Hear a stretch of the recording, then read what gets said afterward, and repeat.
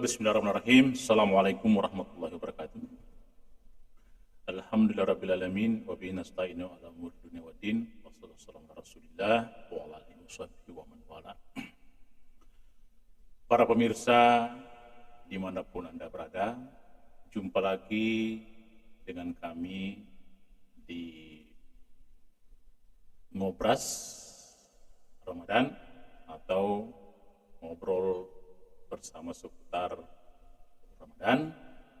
Dan kali ini kami akan mengangkat sebuah tema, yaitu membentuk generasi Islam yang berkarakter dan teguh tauhid. Namun sebelumnya saya dulu sapa narasumber kita. Assalamualaikum Ustaz. Waalaikumsalam warahmatullahi wabarakatuh. Bagaimana kabar hari ini? Alhamdulillah baik. Alhamdulillah.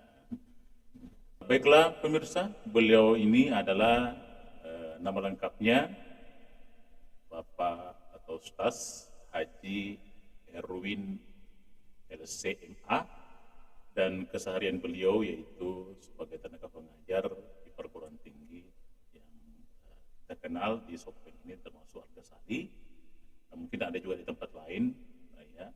Begitu pula beliau juga aktif mengajar di pesantren dan aktif juga memberikan kajian-kajian atau pengajian-pengajian di berbagai tempat, termasuk di masa Sopeng ini, dan aktif juga berdakwah apalagi di bulan suci Ramadan ini.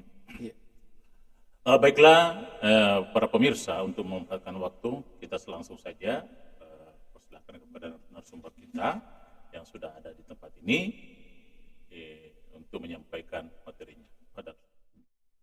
Bismillahirrahmanirrahim.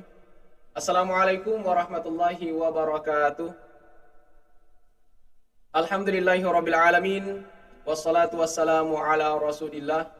Alhamdulillah, pada kesempatan ini kita masih bisa bertemu lagi, dan topik kita pada kali ini sangat menarik sekali. Jadi membentuk generasi Islam yang berkarakter dan teguh tauhid. Ini merupakan topik yang sangat menarik sekali. Kenapa? Karena generasi Islam ini di samping berkarakter juga memiliki tauhid. Ini sangat luar biasa sekali. Tapi yang paling penting nomor satu adalah tauhidnya. Untuk membentuk generasi Islam yang bertauhid itu praktis. Intinya hanya berpegang kepada Al-Quran, berpegang kepada hadis. Dalam Al-Quran dikatakan, Qul huwallahu ahad. Itu merupakan salah satu tolak ukur tauhid kita. Qul, katakan Muhammad, Allahu ahad, Allah itu esa, artinya tiada Tuhan kecuali Allah. Allahus samad, tidak ada tempat kita menolong, tidak ada tempat kita meminta kecuali hanya kepada Allah. Berarti itulah dasar tauhid kita. Jadi untuk menjadi generasi Islam yang bertauhid, ayat ini menjadi landasan kita. Kemudian, man qala la ilaha illallah dakhalal jannah. Barang siapa mengatakan la ilaha illallah, masuk ke dalam surga. Ini merupakan password kita. Jadi pemirsa yang sama-sama kami muliakan, jadi menjadi generasi Islam yang berkarakter. Sekarang kita lihat anak-anak kita sekarang ini hancur. Saya beberapa waktu lalu lagi di jalan mau beli pulpen. Saya singgah di suatu toko, ternyata yang menjual itu anak muda. Saya bilang, saya mau beli pulpen. Jawabannya cuma apa? Tidak ada jawaban sama sekali. Akhirnya saya masuk ke dalam. Anak ini bilang, kanan. Akhirnya saya ke kanan. Setelah itu bilang lagi, kiri. Saya ke kiri. Saya tunggu, ini anak ini kenapa? Tiba-tiba sebentar bilang, lompat. Wah, ini ada yang nggak beres. Akhirnya saya menatap ke belakang. Ternyata ini anak lagi main game online. Jadi akhlak anak rusak, hancur. Sudah tidak ada penghormatan sama sekali. Akhirnya pas lihat ke atas, ternyata yang mau beli itu adalah gurunya. Cepat-cepat handphonenya disembunyi. Jadi akhlak sudah rusak. Karakter anak muda sekarang sudah rusak. Jepang itu buat motor, bannya 2. Tapi apa yang terjadi anak-anak sekarang? Pakai motor, bannya hanya dipakai 1. angkat ban. Oh, makanya kecelakaan anak muda di mana-mana.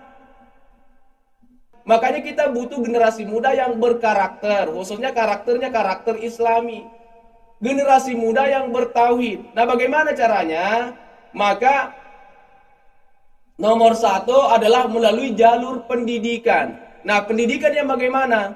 Tentunya yang pertama adalah pendidikan sebelum lahir. Sebagaimana perkataan Nabi, perkataan Rasul, "Addibu auladakum qabla wiladatihi." Artinya, didiklah anak-anakmu, didiklah generasi yang akan muncul sebelum dilahirkan. Cara mendidiknya bagaimana? Jadi tentunya seseorang saat akan menikah, maka cari bibit unggulnya. Apa merek bibit unggulnya? Kata Nabi, tardawna dinahu wa khulukahu. Jadi itu mereknya. Agamanya bagus, akhlaknya bagus. Jadi ciri-ciri orang yang datang melamar kalau kita mau terima, Pak, Bu. Ciri pertama, kata Nabi, tardawna dinahu, senang dengan agamanya, suka agamanya. Wa khulukahu, juga akhlaknya. Ini ciri-ciri bibitnya. Kemudian, lahannya bagaimana? Sawahnya bagaimana? Kebunnya bagaimana? Kata Nabi, cirinya cuma satu. Farbidhatid, cari ya agamanya bagus. Jadi istri itu cari agamanya bagus. Jadi kalau bibitnya sudah bagus, agamanya bagus, akhlaknya bagus, lahannya juga bagus, akhlaknya bagus, agamanya bagus, insya Allah nanti generasi yang muncul insya Allah akan menjadi generasi berkarakter Islami. Jadi ini penting. Jadi pendidikan sebelum lahir. Makanya kata orang tua, buah jatuh itu tidak jauh dari pohonnya. Artinya apa? Artinya bagaimana orang tua nanti anaknya juga seperti itu. Kalau orang tua agamanya bagus, orang tua akhlaknya bagus, insya Allah juga anaknya nanti akhlaknya akan bagus, agamanya juga akan bagus. Jadi tergantung orang tua. Kemudian pendidikan sebelum lahir. Makanya anak-anak, jadi ibu-ibu yang lagi hamil, itu saat hamil dianjurkan membaca Al-Quran. Perbanyak baca Al-Quran, bukan memperbanyak gosip tetangga. Perbanyak baca Al-Quran. Tujuannya apa? Agar anak ini nanti saat lahir, maka akan menjadi generasi Qurani. Kenapa? Orang tuanya memang rajin ngaji saat anaknya lagi dikandung. Kemudian pendidikan setelah lahir. Setelah anak dilahirkan, maka dididik lagi. Pendidikan pertama, saat anak baru dilahirkan, maka orang tuanya tampil. Apa yang harus dilakukan orang tuanya? Maka dianjurkan, disunahkan, azankan telinga sebelah kanannya dan qamatkan telinga sebelah kirinya. Tujuannya apa? Agar kalimat yang pertama diterima oleh si anak yang lahir adalah kalimat tauhid. Hari ke-7 dilahirkan anak, maka dianjurkan, disunahkan melaksanakan akikah, dan di situ pula disunahkan memberikan nama yang baik untuk si anak. Berikan nama-nama yang bagus, yang artinya bagus. Kasih nama-nama Asmaul Husna, Ar-Rahman, Ar-Rahim, Al-Ghafur. Cuma kalau mau berikan nama Asmaul Husna, jangan Asmaul Husnanya tunggal, karena ini akan berat untuk si anak. Akan berat nanti di bawah. Jadi bagaimana? Kasih tambahan. Abdul Rahman, Abdul Rahim, Abdul Ghafur, Abdul Ghaffar. Jadi kasih tambahan. Jadi itu nama-nama yang bagus. Jadi Asmaul Husna. Bagaimana kalau nama malaikat? Boleh tidak? Boleh. Itu bagus. Bahkan di Mesir ada seorang ulama hafiz Quran, suaranya bagus. Namanya Syekh Jibril. Itu Jibril kan nama malaikat. Malaikat yang tugasnya mengantarkan wahyu dari Allah kepada Rasulnya. Jadi interaksinya Al-Quran. Makanya Syekh Jibril itu interaksinya Al-Quran, bacaan Al-Qurannya bagus. Hanya saja kalau mau kasih nama anak, nama malaikat, jangan kasih nama Israel. Israel itu nama malaikat pencabut nyawa. Takutnya nanti datang ke rumah Pak RT minta sumbangan. Pak RT ini minta sumbangan.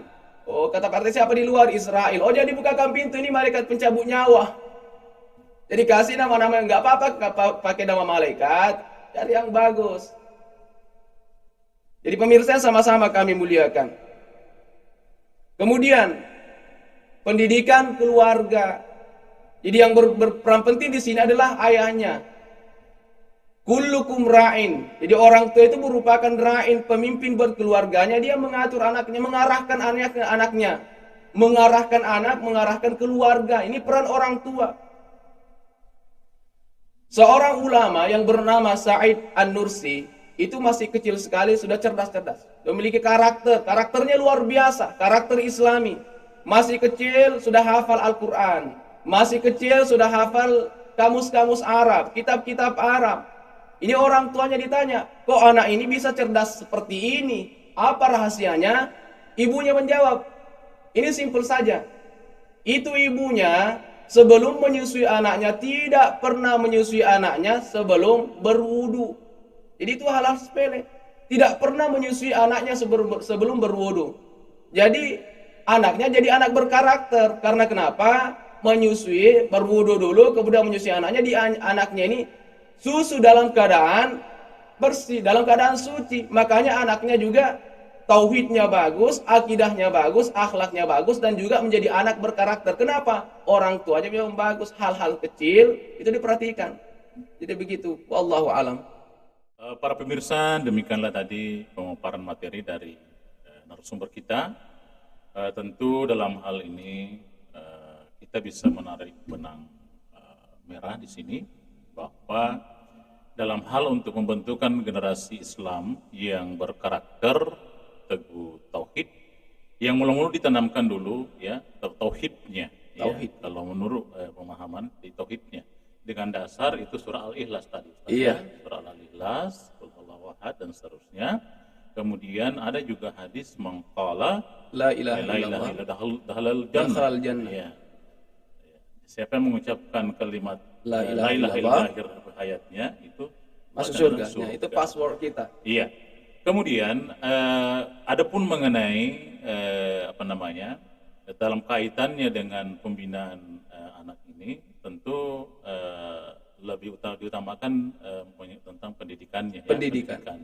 Ya, pendidikan ini bisa melalui 3 jalur. Ya. Iya. Itu jalur formal, Formal. formal dan non formal. Iya, betul ya. sekali. Namun kita dulu bisa melihat bahwa jalur pendidikan informal dalam lingkungan keluarga itu yang paling utama. Bahkan itu sebelum anak lahir itu memang sudah ada pendidikan dia terima. Iya, betul sekali, Pak. Iya. Kemudian mungkin seperti itu Ustaz. Namun dalam hal ini bagaimana kira-kira karena biar bagaimana yang namanya anak itu dia itu bersosialisasi dengan lingkungannya. Dengan lingkungannya. Ya, dan lingkungannya, apalagi di lingkungan di era sekarang kita ini Iya. itu syarat dengan pengaruh ilmu pengetahuan dan teknologi. Betul sekali. Artinya suka tidak suka ya, senang atau tidak senang, ya dia harus berhadapan dengan Betul teknologi sekali. Ya, apalagi di era milenial, digitalisasi yang ada sekarang. Ini bagaimana kira-kira Ustadz ini? Karena anak-anak kita ini yang dalam pergaulan hidupnya itu harus pasti bersosialisasi dengan dunia luar. Iya. Apa-apa kira-kira yang bisa kita lakukan sebagai orang tua dalam memberikan pembinaan kepada anak dalam kaitannya dengan pengaruh perkembangan kemudian teknologi yang sekarang. Betul sekali. Makanya pengaruh orang tua sini yang pertama harus menyampaikan kepada anak bahwa alaikum bil jamaah. Ikut kepada jamaah. Sekarang ini kan anak-anak muda banyak. Jadi ada sekarang anak-anak muda itu sudah membentuk kelompok-kelompok. Ada kelompok-kelompok yang sifatnya kelompok-kelompok Islami. Sudah ada kajian-kajian mereka buat, maka anak ini harus masuk ke situ. Jangan lepas, karena itu serigala hanya akan memakan kambing kalau kambingnya lepas dari kelompoknya. Keluar dari kelompoknya, ini serigala akan menerkam. Makanya anak ini kalau bisa jangan keluar dari jalur, dari kelompok-kelompok yang orang tuanya memang sudah yakin bahwa kelompok itu bagus. Jadi masuk ke jamaah-jamaah yang ada kajiannya. Kemudian orang tua juga arahkan anak, masukkan ke sekolah-sekolah agama. Kita di Man Satu Sope ini luar biasa. Anak-anak masuk di sini, ada yang tinggal di asrama. Yang tinggal di asrama itu kita arahkan ada pengajian. Dalam pengajian kita bentuk karakter anak. Ada ta'lim muta'alim, belajar adab. Ada fikih, tanwirul qulub. Jadi itulah semua anak-anak kita arahkan ke sana untuk membentuk karakter anak. Dan nomor 1 tentunya tauhidnya, Pak. Baik, Jadi alaikum bil jamaah. iya. Jadi ini dulu pertama kita menanamkan Iya. topiknya, ya, seperti yang sudah sampaikan Ustaz tadi, bagaimana supaya anak-anak itu kita arahkan ikut dalam kegiatan-kegiatan kajian-kajian Iya, keislaman betul sekali. seperti itu. Kemudian, namun dalam realita kehidupan yang ada, Iya. ya, berkaitan dengan pengaruh kemajuan ilmu pengetahuan dan teknologi, Hmm. itu anak-anak juga tidak bisa lepas dari situ. Iya, betul Pak. Karena bagaimana anak-anak juga harus diarahkan. Olehnya itu, tentu kita harus kembali kepada pola didik dan pola asuh. Betul sekali. Pada kita, terutama dalam lingkungan keluarga, ya, dalam lingkungan keluarga.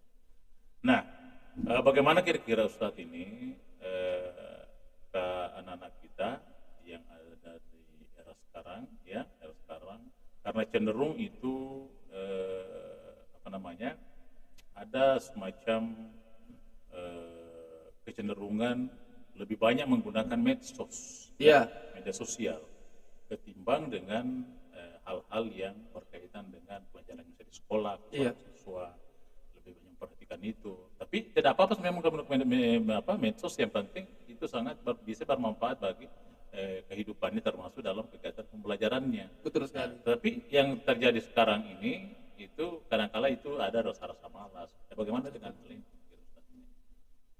Berarti di sini nomor satu memang peran orang tua. Nomor satu di sini peran orang tua. Karena kalau sekolah itu terbatas. Jadi anak-anak ini paling banyak hidup dengan keluarganya. Makanya peran orang tua sini besar.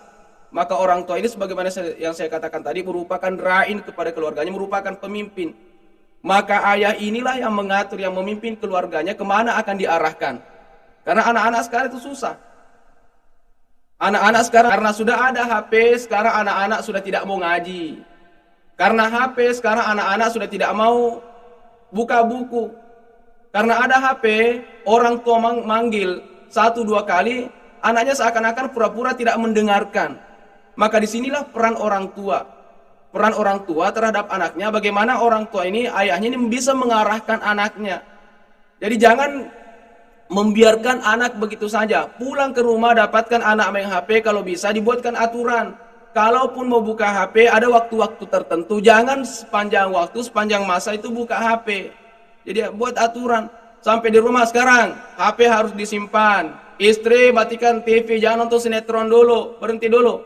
Sekarang saatnya kita ngaji. Jadi ayah ini, ra'in ini, pemimpin ini itu yang mengarahkan keluarganya. Sudah ngaji masuk waktu sholat, sekarang kita berangkat ke masjid. Dari masjid pulang ke rumah sama-sama makan. Setelah makan ya kita belajar sama-sama. Jadi ini peran keluarga sangat penting di sini, Pak. Jadi begitu, Pak. Iya. Jadi intinya di sini peran keluarga itu mendampingi anak-anaknya dalam kehidupannya itu, termasuk misalnya dalam penggunaan HP. Iya. Kapan waktunya bisa digunakan, kapan waktunya bisa Iya, belajar, di rumah nonton TV, ya seperti itu. Namun di sisi lain Ustadz ini ada juga ini yang saya tekankan ini, termasuk itu masih pendidikan dalam lingkungan keluarga. Itu kan dalam pendidikan dalam lingkungan keluarga itu kadang-kala itu orang tua kalau memiliki 1, 2, atau 3 anak itu memiliki perbedaan karakter. Iya, perbedaan karakter. Karakter dalam artian sifat, tingkah laku, Iya. akhlaknya. Iya, betul sekali. Bagaimana kira-kira langkah-langkah yang dilakukan orang tua di saat menghadapi anaknya yang memiliki karakter yang keras, Iya. pemarah, atau kurang memperhatikan pelajarannya seperti itu. Iya. Orang tua bagaimana kira-kira untuk menghadapinya? Jadi makanya orang tua ini harus mengenal anaknya.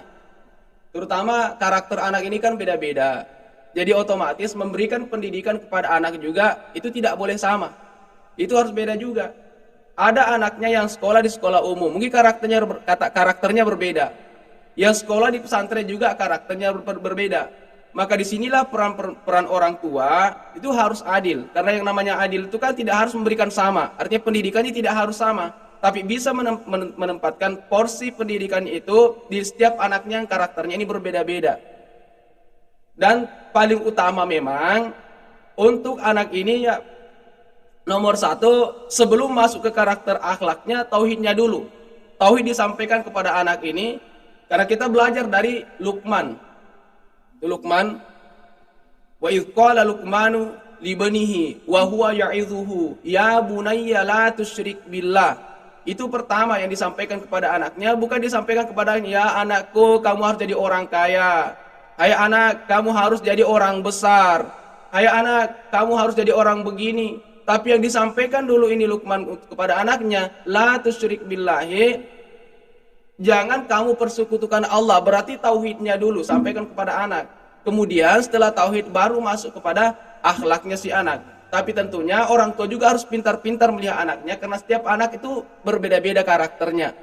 Jadi orang tua yang lebih tahu kepada anaknya, Pak. Jadi ya, tentu dalam hal ini pola asuh, pola didiknya Iya. itu bisa kita mencontoh yang dicontohkan oleh Luqmanul Hakim. Iya, Luqmanul Hakim.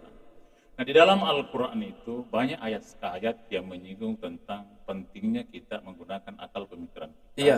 Ya, afala ta'qilun, afala tafakkarun. Iya. Dan semuanya itu dalam bentuk amar, perintah. Iya. Olehnya itu kita dituntut bagaimana supaya tetap belajar dan belajar. Iya, betul sekali. Ya, belajar dan belajar. Makanya dari itu karena kita sebagai juga orang tua, tentu kita harus memperhatikan pendidikan anak-anak kita. Ya, bagaimana kalau ini? Di samping itu ada juga hadis, ya, ada hadis yang terkait dengan masalah pembinaan anak itu dan kaitan dengan pendidikan anak, yaitu utlubul ilma minal mahdi ilal lahdi. Ya, seperti itu. Nah, bagaimana pandangannya Ustaz tentang hadis ini, tentang dalam kaitan dengan pembinaan anak? Iya. Dalam kaitan dengan hadis ini. Artinya, utlubul ilma minal mahdi ilal lahdi. Artinya tuntutlah ilmu dari buayan sampai ke liang lahat. Itu artinya kita tidak boleh berhenti untuk belajar.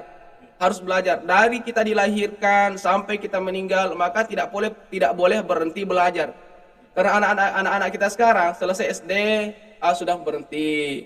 Apalagi orang tuanya mengatakan cukup nak, kamu sudah pintar menghitung, udah cukup di situ. Tidak boleh. Selesai SD lanjut lagi SMP. Selesai SMP masih ada modal lanjut lagi. Lanjut terus, jangan pernah berhenti. Itu artinya pendidikan seumur hidup. Jadi pendidikan itu tidak ada batasnya sama sekali. Bahkan sampai kita tua pun jangan mengatakan kita sudah tua, sudah tidak mau belajar lagi. Jadi tetap belajar. Jadi dari perkataan tadi ini, utlubul ilma minal mahdi ilal lahdi, itu artinya kita jangan pernah berhenti belajar. Tidak, belajar itu tidak pandang umur. Mau yang muda, yang kecil, yang tua, semuanya harus tetap belajar. Jadi dalam kaitannya dengan ini tentu dalam memberikan pendidikan kepada anak kita, mulai dari taman kanak-kanak bahkan SD, SMP, SMA sampai ke perguruan tinggi, bahkan sampai ke liang lahat kita makam-makam pahlawan mungkin seperti itu ya. Ya, jadi itu begitu pentingnya pendidikan dalam kehidupan kita ini. Olehnya itu bagaimana kira-kira Ustadz ini, karena yang tentu yang kita harapkan di sini, karena biar bagaimana kita sebagai orang Islam, ya, sebagai orang Islam, bagaimana supaya anak kita tetap kita berikan pendidikan yang Islami. Betul sekali. Ya, pendidikan yang Islami, ya. Nah, kalau pendidikan Islami itu tentu kan biasa ada ini satu hal yang paling bagus, Ustadz. Iya. Anak-anak itu dimasukkan di TPA. Taman Pendidikan Al-Quran. Iya. Di TPA. Kemudian dari itu sebagai benteng juga untuk menghadapi berbagai kemajuan pengaruh betul sekali. Globalisasi. Ya, betul sekali. Globalisasi, karena globalisasi yang datang dari luar itu menuntut kita juga harus kita punya filter. Betul sekali. Kita saring yang mana yang baik, yang tidak baik itu kita harus ini. Nah, bagaimana kira-kira dengan ini, Ustaz? Pandangan misalnya pandangan kita terhadap anak-anak kita yang ada dibandingkan dengan anak yang dulu dengan ada yang sekarang. Anak-anak yang sekarang itu yang hidup misalnya di lingkungan pesantren. Iya. Di satu sisi tentu kan anak-anak ini butuh yang namanya informasi lewat HP. Tapi itu ada pembatasan di situ yang dilakukan. Bagaimana menurut pandangan kita? Karena itu kalau itu kan macam di lingkungan pesantren itu dia sangat ketat untuk penggunaan. Tapi malah itu dikontrol dan bagaimana? Termasuk cuma di Masopeng ini. Iya, betul. Iya, termasuk di Masopeng karena ada anak kita pakai sistem boarding school juga. Makanya kita juga memberikan batasan kepada anak kita. Di satu sisi kita juga mau anak kita bisa maju. Betul sekali. Iya. Ini sangat penting sekali, Pak. Karena sekarang ini seakan-akan sekarang anak-anak ini terbius oleh HP. terbius oleh HP. Kapan kita tidak berikan pembatasan-pembatasan seperti itu, maka anak itu akan hanyut di situ. Hanyut dalam HP yang tadinya tujuannya belajar, karena sudah hanyut di HP-nya, akhirnya yang tadinya belajar sudah keluar dari pelajarannya. Makanya kita di sini di Man 1 Sopeng ini atau di pesantren-pesantren itu memang anak dibenarkan membawa HP, hanya saja ada batasannya. Kapan HP ini bisa digunakan, kapan di store. Jadi tidak selamanya HP yang digunakan. Anak-anak hanya diberikan HP saat dibutuhkan saja. Iya. Jadi tidak diberikan sepanjang waktu bisa pegang HP, karena ini bisa merusak anak-anak. Karena di dalam HP ini luar biasa, semuanya ada. Apa yang kita mau lihat semuanya sudah ada. Yang tadinya tujuannya hanya belajar, tiba-tiba karena buka medsos itu, akhirnya teralihkan untuk tidak belajar lagi. Makanya anak ini tetap diarahkan, harus dibatasi ini HP-nya. Begitu, Pak. Iya, terima kasih Ustadz. Baiklah Ustadz, ini saya masih ada ini pertanyaan ini. Ada pertanyaan. Kadangkala juga itu kita sebagai orang tua yang terlibat langsung dalam kemajuan pendidikan anak-anak kita, dari segi umur misalnya, ada kan masa pertumbuhan, ya. Nah, ada masa perkembangan, ya. Nah, bagaimana kira-kira untuk yang seharusnya pendidikan pola didik dan pola asuh anak-anak yang masing-masing mengalami masa pertumbuhan dan perkembangan, ya. Karena ini bisa dibagi dua. Pertumbuhan itu kan mulai dari kecil. Ada perkembangan sudah menanjak dewasa. Nah, bagaimana untuk itu? Untuk memberikan pendidikan pada anak kita. Karena jelas anak kita ini kan tidak bisa disamaratakan. Iya, betul. Seperti itu. Pasti kita anak yang masih dalam pertumbuhan dan anak yang mengalami masa perkembangan itu berbeda dalam pemberian memberikan atau mengasuh mereka. Iya. Bagaimana? Ya, tentunya ini berbeda. Jadi anak-anak yang masih fase pertumbuhan dan anak-anak yang sudah dewasa, ya itu pendidikannya beda. Tapi kalau bisa, memang anak-anak yang masih dalam fase pertumbuhan ini, kalau bisa jangan diberikan HP.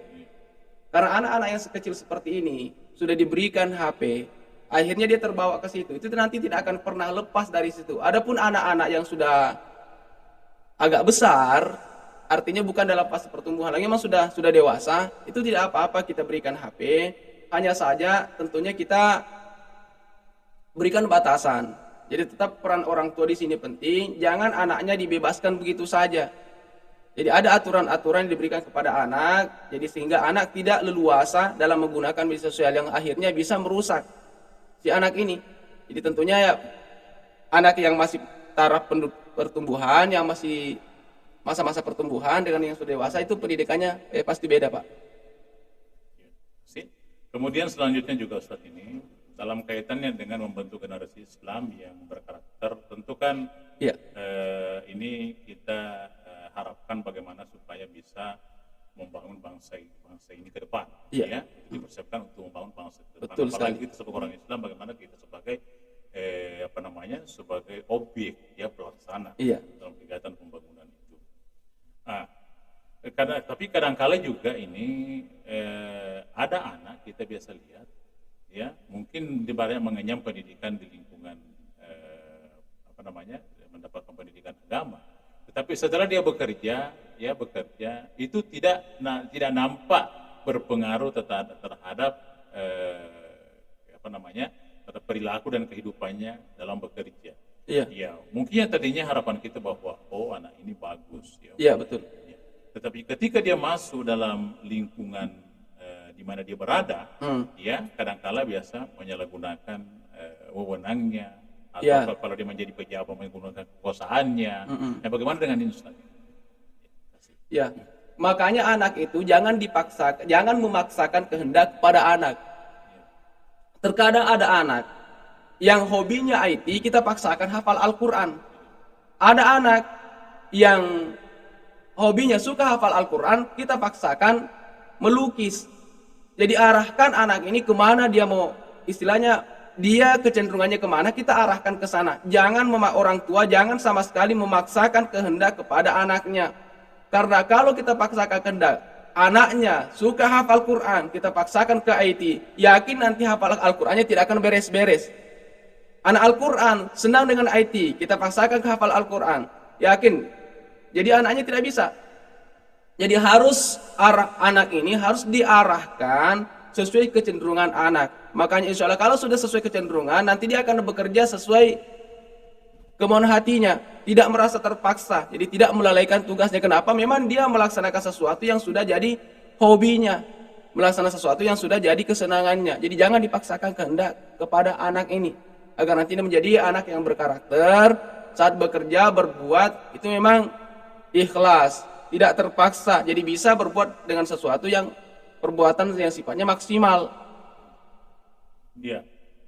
Jadi ada juga begini Ustaz ini terkait dengan masalah ini anak, karena kadang-kala misalnya anak itu mungkin sudah dibentar-bentar sudah kita arahkan masuk di lembaga pendidikan, banyak Quran dia hafal, ayat dia hafal, banyak yang dia hafal. Tetapi dalam aplikasinya dalam kehidupan sehari-hari kadang biasa kita tidak sesuai dengan harapan kita. Bagaimana dengan ini terjadi? Kenapa bisa terjadi seperti ini? Kira-kira? Itu tidak lepas dari lingkungannya. Lingkungan si anak. Makanya dari tadi saya bilang itu peran orang tua sangat berperan sekali. Jadi orang tua sangat penting sekali. Perannya sangat penting sekali. Karena mungkin anak-anak sudah kita masukkan di pondok, sudah kita arahkan hafal Al-Quran dari kecil, bahkan sudah masuk di TK. Tapi ternyata pada kenyataannya apa yang terjadi? Anak ini terjerumus ke hal-hal yang tidak kita inginkan. Makanya pergaulan si anak ini harus kita lihat. Dan tentunya yang nomor satu di sini peran orang tua, karena kita sebagai guru hanya sebatas di sekolah. Anak pulang ke rumah, ini orang tua yang harus jangan biarkan anaknya bebas begitu saja. Mau kemana harus dikontrol, mau buat apa saja harus kita kontrol, agar anak ini tidak terbawa ke pergaulan bebas. Jadi peran orang tua sangat penting di sini, Pak. Di samping juga mungkin itu, mungkin tidak kalah pentingnya juga ini di samping peran orang tua dalam memberikan pembinaan terhadap anaknya, apalagi dalam kaitannya dengan lingkungan yang ada di sekitarnya. Mungkin juga faktor hidayah juga yang sangat menentukan. Betul sekali. Iya, faktor hidayah. Karena walaupun anak-anak mungkin sudah banyak belajar di pesantren, banyak ayat hafal, banyak hadis, tapi kadang-kala mungkin faktor hidayah. Karena biar bagaimana yang namanya hidayah itu tidak dicampur tangannya dengan manusia. Betul. Ya, itu hanya pemberian dari Allah Subhanahu wa taala semata-mata. Mungkin seperti itu Ustaz juga seperti ini. Jadi mungkin sebagai kesimpulan saja bahwa dalam hal untuk pembentukan generasi Islam yang berkarakter tentu yang pertama dia ditanamkan tauhidnya.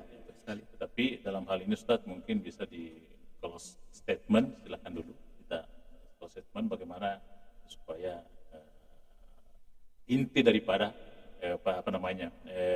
pembentukan generasi Islam ini. Silakan Ustaz.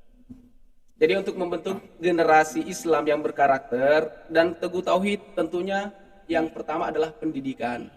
Pendidikan itu ada dua, pendidikan sebelum lahir. Jadi anak sebelum lahir memang sudah diberikan pendidikan. Kemudian pendidikan setelah lahir. Pendidikan setelah lahir ya terpenting adalah masukkan sekolah agama. Jadi berikan pendidikan agama. Jadi anak-anak diarahkan ke arah agama, karena agama itu yang merupakan benteng. Jadi begitu Pak. Baiklah saudara pemirsa, demikianlah tadi ngobras atau ngobrol bersama seputar Ramadan, dan mudah-mudahan apa yang kami suguhkan pada kesempatan ini bersama dengan narasumber kita, yaitu Bapak Haji Erwin LCMA, dapat bermanfaat bagi kita semua. Demikian, billahi taufiq wal hidayah. Wassalamualaikum warahmatullahi wabarakatuh. Ya, terima kasih Ustaz.